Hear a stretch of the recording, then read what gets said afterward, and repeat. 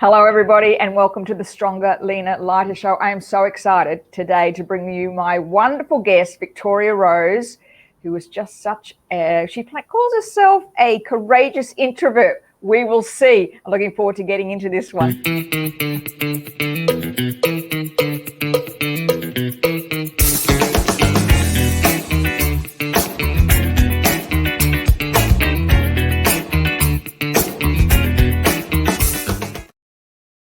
Yes, well, you know, the wonderful thing about the Stronger, Leaner, Lighter Show is I get to interview phenomenal women. And I'm really excited to introduce you to this week's guest, Victoria Rose. Victoria, I'm just going to do a little bit of background into you to introduce you to everybody. So, born in a pub in Albany, WA, Victoria burst forth into the world with a science fiction book clutched in her little hands. We'll get on to more of that in a minute. A woman with an incredibly adventurous spirit. She calls herself a courageous introvert. When she was 18 years old, went solo to the holiday in the UK for 2 years. And then later on, motherhood called, and calling it the toughest hood, isn't it? As a solo parent, she raised 2 strong, independent children. At the same time, now this is amazing, at the same time became a soldier in the Australian Army Reserve. As if you didn't have enough on your hands. You served for 23 years, 100 days every year, training over 7,000 officers and soldiers in weapons, drill, and theory. Then later, suffering from burnout, after a decade in real estate, Victoria backpacked solo for 7 weeks through Italy and Greek islands for your 50th birthday. And in 2018, she finalised her leadership training business, Australian Academy of Leadership, to backpack solo, here we go again, 16 months through 10 countries in Europe, Turkey and Asia, on a mission to prove it's possible to travel and live overseas on an Australian age pension. Mission accomplished, as she said.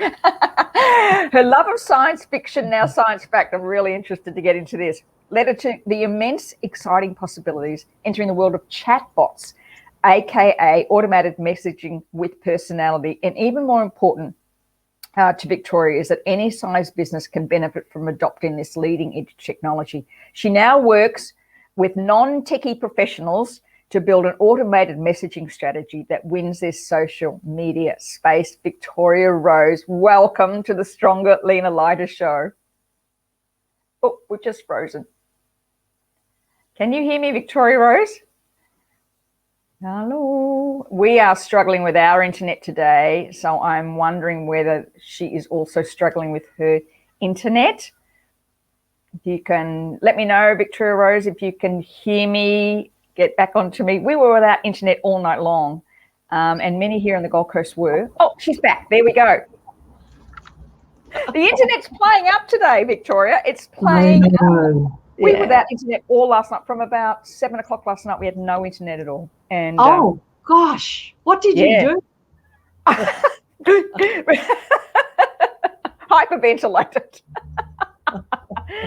Victoria, I've just read out your wonderful, wonderful bio. And I before we get into this whole thing about bots, I really want to understand your drive and passion. You've done so much solo. Is that where you get sort of a lot of, I don't know, inspiration? Where's the courage come from to do so much traveling solo?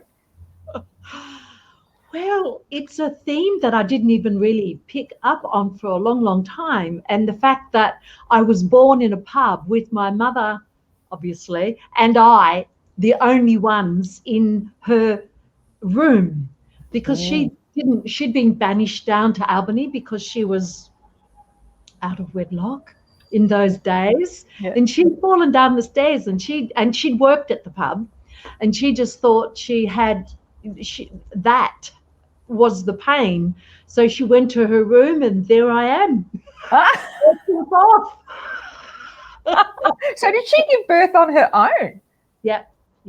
In her room. I don't know if she worked in the bar or whether she worked cleaning rooms. We never quite got to that detail, but I do remember one detail. She said, there was a couple down there and they were rich and they wanted to adopt you, but I wanted to keep you. And I went, oh, great, Mum. Oh, I missed out on that rich family. So how old was your mother? 18. She was young. Yeah. 18. Yeah. And in those days, I mean, she was lucky that she got to keep me. I think she was lucky. I'm not sure she felt that way when she left this mortal plane 3 years ago. But it was. Yeah. And the good news is I at least know one of my biological parents. I've never found the other. Although I was horrified to find out when I was about 45 that he was Irish. How devastating. All those Irish jokes that I've laughed at, and I discover I'm half Irish.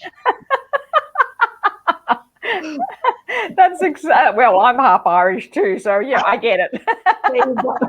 There we go. It's interesting. I've always loved an Irish accent, but that's a whole other story. I didn't. So, you stayed in Albany when all that time? Did you leave Albany when you were 18, or did you? No, my mother was allowed to return home back up to Perth when I was 6 months old. So only 6 months old of age. But then she had a tough life being a single parent in those days. So perhaps that's where your original question was about being solo. Perhaps that was the start of it. Solo birth, really. And then sole parent. And then the man I thought was my father, she did marry when he adopted me when I was about 4 years old. But I grew up thinking he was my father, and I found out around 40 to 45-ish that he definitely wasn't my father. And it's a shock, honestly. If there's any piece of advice I can give anyone here who has a secret, tell your secret. Let your children know the truth, because I tried for 3 years to find my father, but it was impossible. And because in those days it wouldn't have had the information that we now have access to, which is most predominantly online. I know my husband's going through the same thing, trying to find what happened to his mother, because he never heard she died when he was 4, and no one ever spoke about her again. His father remarried, and she didn't want anything. So he spent his entire life trying to at least find where she's buried. So I know exactly what you mean. Just when you don't know, it's really, really difficult. So you then went off to the UK at 18. All by yourself. What happened was being driven isn't my favourite word, but I've had to acknowledge that I probably am driven. And when I was just 15 years old, I left school then because I'm the oldest of 5, and I needed to go out and bring money into the home so the family could survive.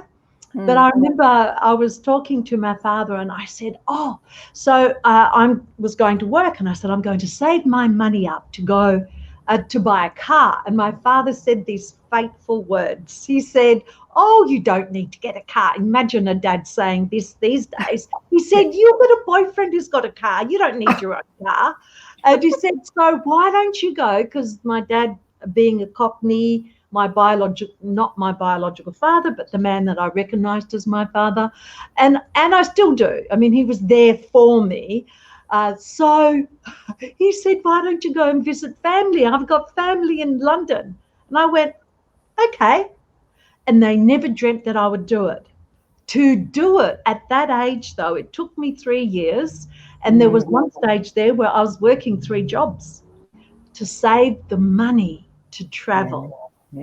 Solo, because there was not one of my friends then wanted to do that.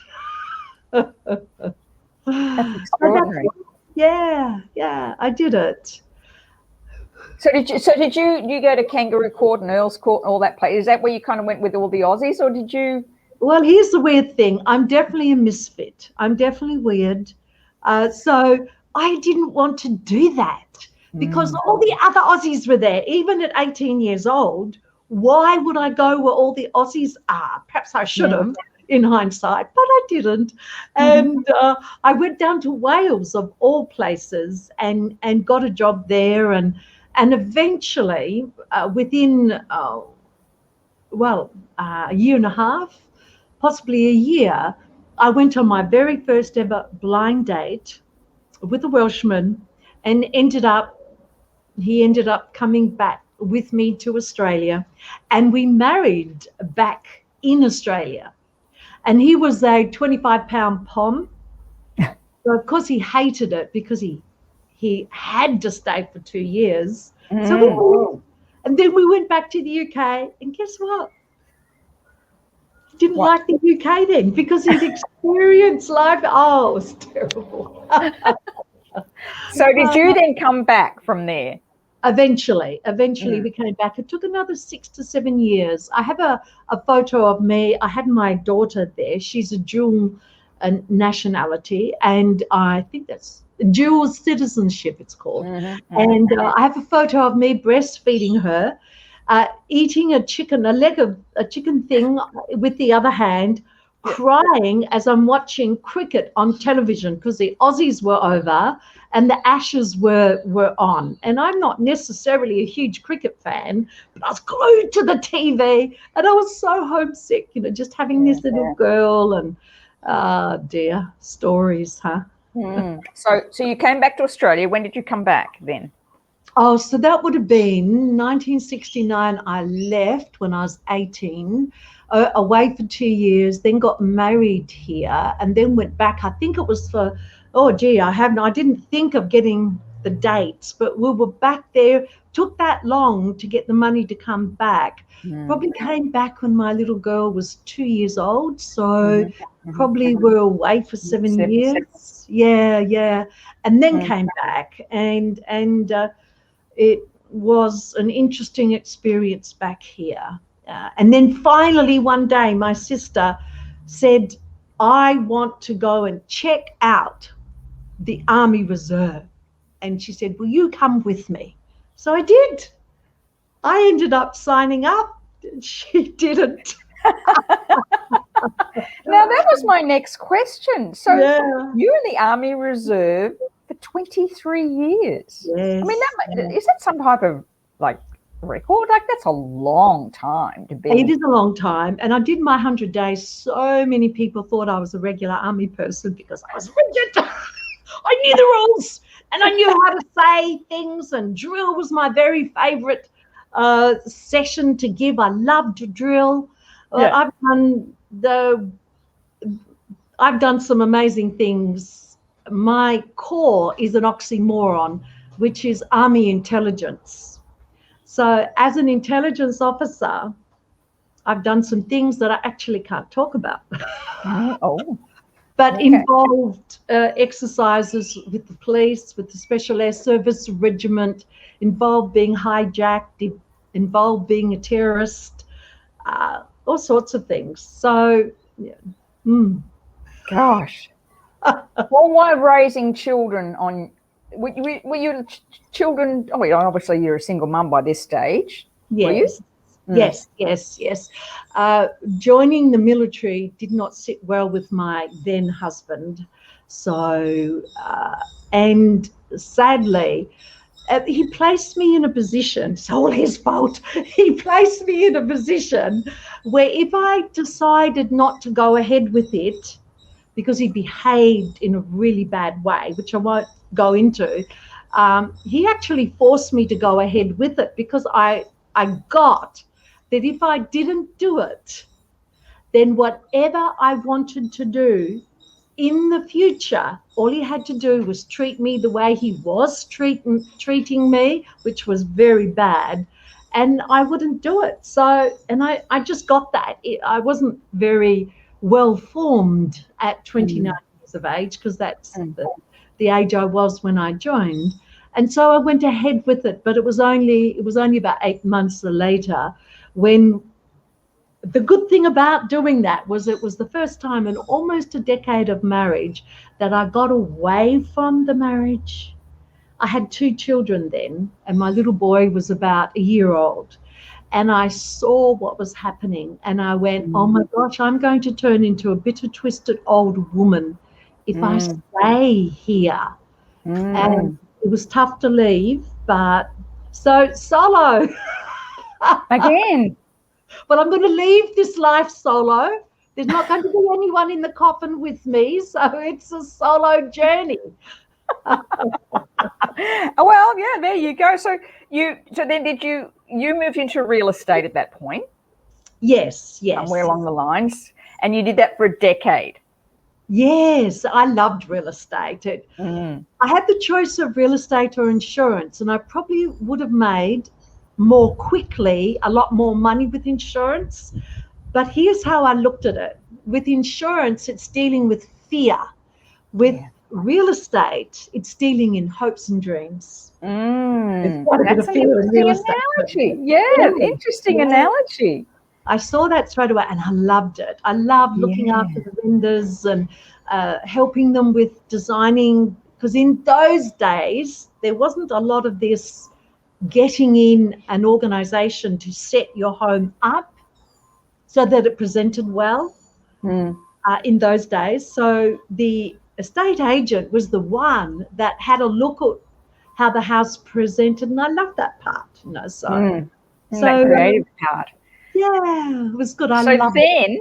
For your 50th, you decide to backpack solo for 7 weeks to Italy and the Greek islands. I'm turning 50, so let me backpack by myself.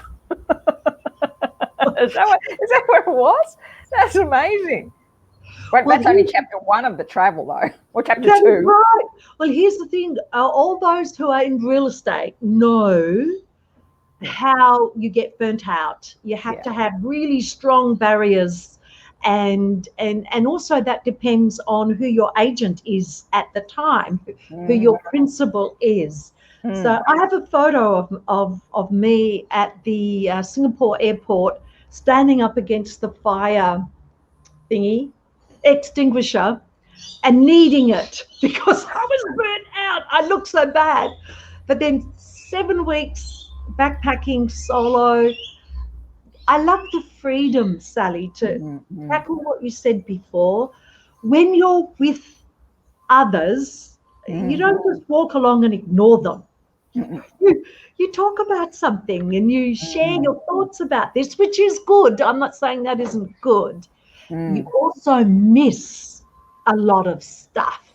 So when you're on your own, you are more alert. And people feel sorry for you because they think, look, she hasn't got any friends. She's all by herself.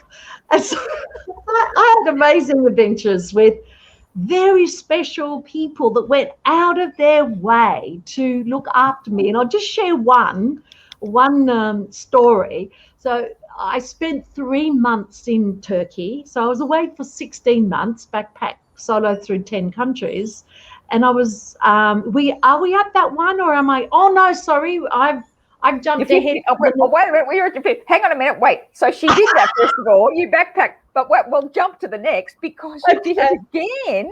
Yes. In 2018. Yes. But this time, you wanted to prove possible to travel on an age pension. Now that's fascinating. Yeah. Did you? And how? So you were 16 months through 10 countries. Yes. In 2018, so it's not long ago, 4 years ago, maybe 3, whatever. Did you do it? Did you do it?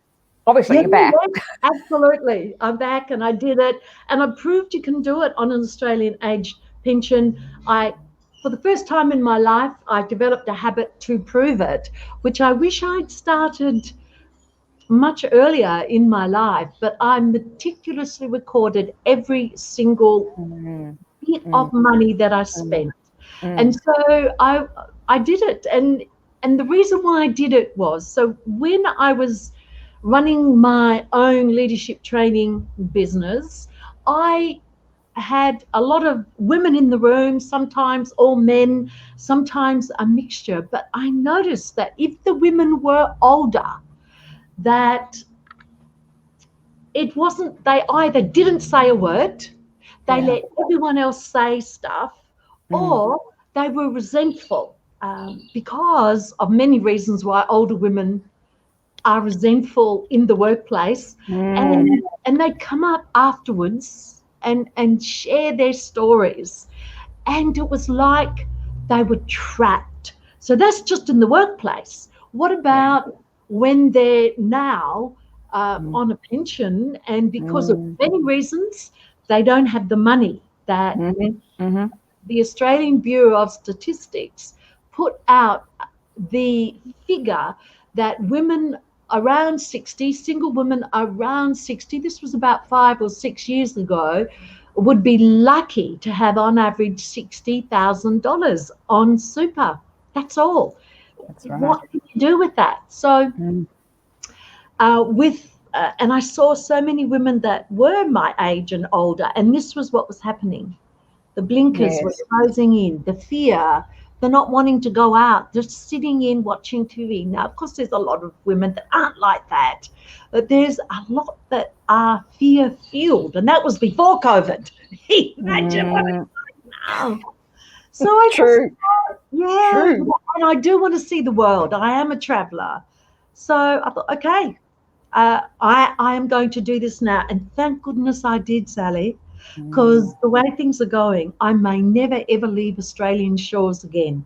I hope that isn't true, but... It's, I know. I hear you. But now tell me, so you 16 months through 10 countries and you were all alone, and you just started to tell a little story then before about one of your experiences. Yeah. So people ask, well, that's rubbish. I've had people challenge me, especially when I live streamed from every single country at least once when I was traveling around. And I had people challenge me. Oh, that's rubbish. You can't do that. I said, I'm doing it. So I'm doing it. And so how? The main thing I did was, I'll give you Turkey as the example. I was in Turkey for 3 months.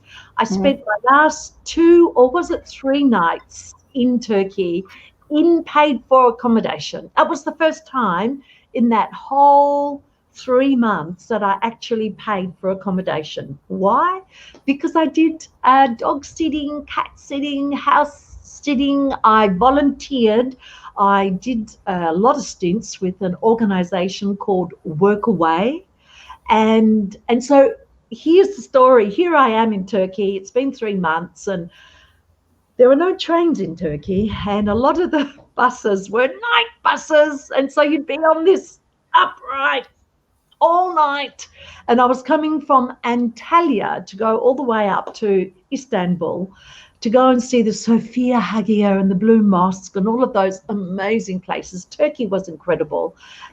And there I am, tired, ugly, burdened down with I had my backpack and my trolley bag, and I must have smelt, I guess. I don't know. I hadn't had a chance to have a shower that day. And I'm looking at the instructions to get on the train, and everything's in Turkish. How rude! And Turkish, it does not, Google Translate does not do a good job with Turkish. So I'm there and I'm thinking, I couldn't walk another step. I was just exhausted and I'm almost crying. And then very few people speak English. It's not that common in Paris, in France either, and in Spain. English is, the young ones might be learning it in Italy and in these other places, but when they're standing in front of someone where English is their native language, they won't speak it. English, I mean, because they're embarrassed. So anyway, this voice says, "Can I help you?" Turned to him with a pitiful look on I need to go too. And he said, "Come with me." So, and he took me through the gate because you couldn't get through the gate. He stood with me on the tram and he got off the tram with me and let me back out through the gate. It was a weird system there, and then got back on the tram. Kindness. I had a lot of kindness. Oh, that's phenomenal. What great stories. Amazing. We've got a few comments. I just want to get to the comments and see what people are just commenting. Where we go. Jen Hines. Victoria is an inspiring human. Wonder in Terrace, Oxford. I think this is the one that she wanted. Thanks, Jen.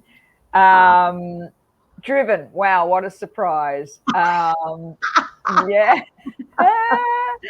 Thank you, Mums in Business. That's Mel Groom. And, of course, Donna Ferguson as well. Donna, as I said, what a truly unbelievable 60K isn't enough to last 5 years, let alone the rest of your life. It's so true, isn't it? I mean, that we are seeing that a lot at the moment with women retiring. I want to move quickly, though, because I want to talk about bots. And as I mentioned in the title, Victoria is the oldest female bot builder on the internet.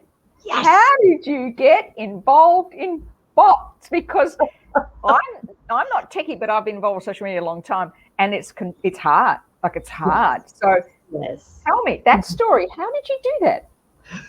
Because I'm driven.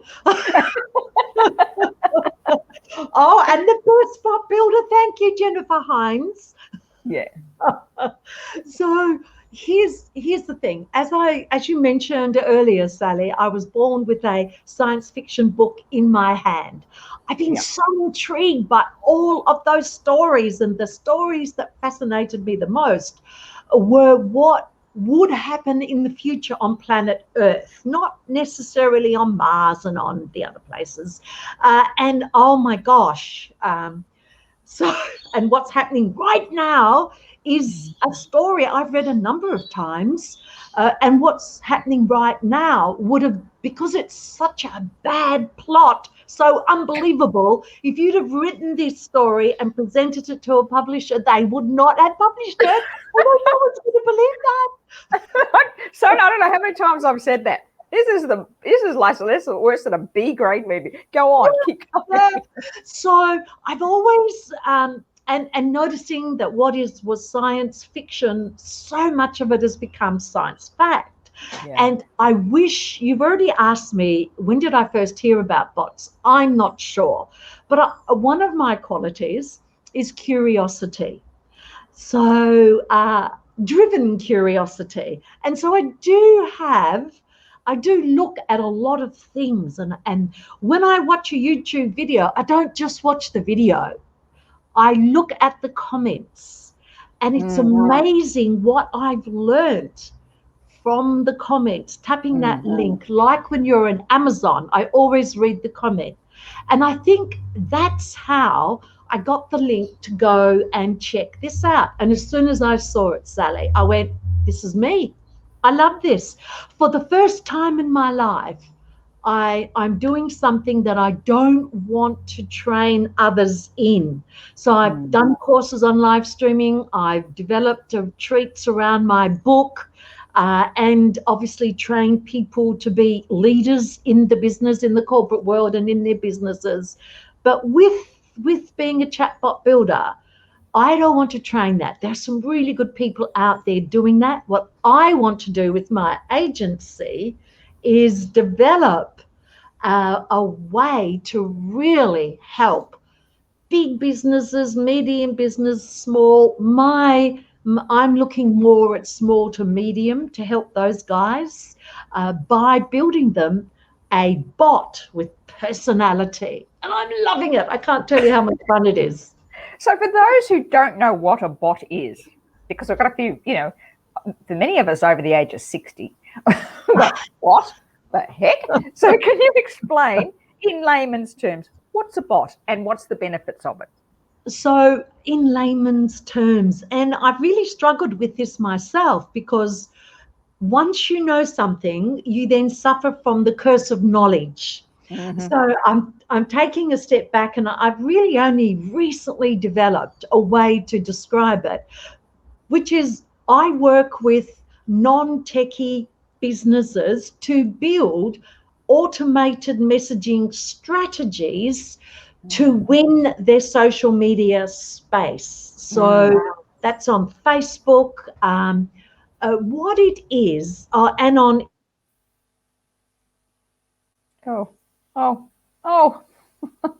I'm working on Insta now. Got you back. We just froze for a minute. Keep going. Oh, no. Okay. So what it is it saves you time, and time is so valuable because all of those things that you are doing, and often they're the mundane things, like one of them is a fact. So frequently asked questions, get a bot to do that. Another one is customer support. So one of the things that the people that I speak to say, but don't people want to speak to a human? No, humans can be grumpy. No matter how much you take the wrong turn with your tom-tom or whatever you're using, she still comes back very nice and polite. I say, what did you do that turn for? So you should have turned left, but you turned right. What's the matter with you? And you can qualify people, you can nurture them, you can build a relationship, you can have a quiz. There is so much you can do. You can sell your products. So this all happens in like your messenger, your direct messages on. So you right now, just mind you, Victoria is getting up at 2:30 in the morning at the moment to learn how to do this for Instagram. Which is again because it's different from Facebook, isn't it? Instagram is different from Facebook. So and that's what you're doing. So that goes into your direct messages. So if people ask you a question in direct message, and on Facebook goes into Messenger, and you'll ask for what do you want, or what are you doing here? What are you interested in? And it's lovely because I've gone through the things. We keep freezing a little bit. We've gone through the things, and it's a lovely kind of. I know Jen's called Glambot or something, and it's really beautiful how it all just flows beautifully. It's not. It doesn't feel automated to me. What you've said. The thing is, you have to really let people know that it is an automated messaging strategy, though, and people really do pick it up because the response is so quick. So if we're looking at Insta, for instance, and you're getting a lot of DMs, and yes, and even Messenger, that can slip through the cracks. So you can be busy doing the other stuff, and you let the responses fall through the cracks. So you're actually missing business. What I recommend is, if someone watching now or watching the replay really wants to check out what a bot can do for them, just go to my website, webuildyourbot.com. You can tap a button that says what chatbots do. You can have a look go to the business bot page where you can do a business quiz. I've got 3 examples there so that you can get those touch points with your people. You can build loyalty. You can build your brand. You can educate, entertain, and engage. And you can do it with your own customized chatbot. I love it. So I've just put the link up to your website. So that's for those listening on podcast, www.webuildyourbot.com. And that has all the information. I want to get to a couple of the comments from Kay. This is such a fun interview. At least some of us are traveling. Kay is in a camper van, and she's able to travel through Queensland at the present time. Oh, wow. Jennifer says, incredible, Victoria, and says, and the best bot builder. So that's just wonderful. And a big shout out to Jen. I do want to say, and I forgot to do this, NAS Cosmetics, Jen Hines is a fabulous supporter of our program. And so if you were checking out, you want to look at great makeup. I love NAS Cosmetics. Oh, brilliant. For both of us, especially as you age, because the makeup sits on top of your wrinkles. I love it, and I love their veil. But people often ask me if you've got a filter on. I go, no. This is the veil. So check out NAS Cosmetics. They've also a great facilitator program coming up. So big shout out to Jen Hines and also NAS Cosmetics, who are a supporter of the program. Now, you've also got a YouTube channel. I picked that up, and it looks a bit gobbledygooky, but I will put that in the comments. Let me just pick that up and see if I can pop that in the comments. And if you click on that, you can head to Victoria's YouTube channel. You've got a YouTube channel as well, and that's just in the comments. No, that's not in the comments. I'll get there in a minute. I'll go into the comments and I will put it in there, and it'll be a live link. I'll also put it in the comments below. So, Victoria, this has been the most fascinating interview. You are just incredible, and I think what I love about don't mind me sharing. You're age is just a number. For goodness sake, the things that we are able to achieve as we get older is just extraordinary. I know I feel like I'm living my best life at 65, and because you have the experience, you've been through the hard times, you can read out the BS. Well, that doesn't make any sense. Wait a minute. That's right. This doesn't make any sense. Wait a minute. And when somebody challenges you, kind of cross your arms and go, bring it on. Challenge me. Bring it on. This has been phenomenal. I really love that. I'm just going to share Victoria's website again, which is www.webuildyourbot.com. Hop on there, and if you've got a business and it's on social media, check that out, and check out the YouTube channel I just put in. And you can find out more about bots, which I first heard about them a couple of years ago, and they were a bit clunky then, but I've watched what you've been doing and how elegant they are, and as you say, personality. They've got a personality, don't they? Yes. Yeah. Fantastic. Has to happen. Yeah. Well, isn't it interesting? Because I think what I love about you doing this is you bring that personality. You're not kind of a young techie kid that's all just into the tech. You bring your personality to it. And then, for those of us whose clientele are a little bit older, women over 50 in particular, we don't want 20-year-old kids building it. Sorry, but we don't. Yeah. We don't. No, it's good. We all have our space and place. Yes. And I think as women over 50, we need to own our space on the internet with them vigor and pride. Victoria, thank you so much. Thank you for everybody being on our show today. I love this conversation with you. And as I said, please check out Victoria's website if you are interested in learning more about bots. And I look forward to seeing you next week on the Stronger, Leaner, Lighter show. Thank you, Victoria. Bye for now. Bye.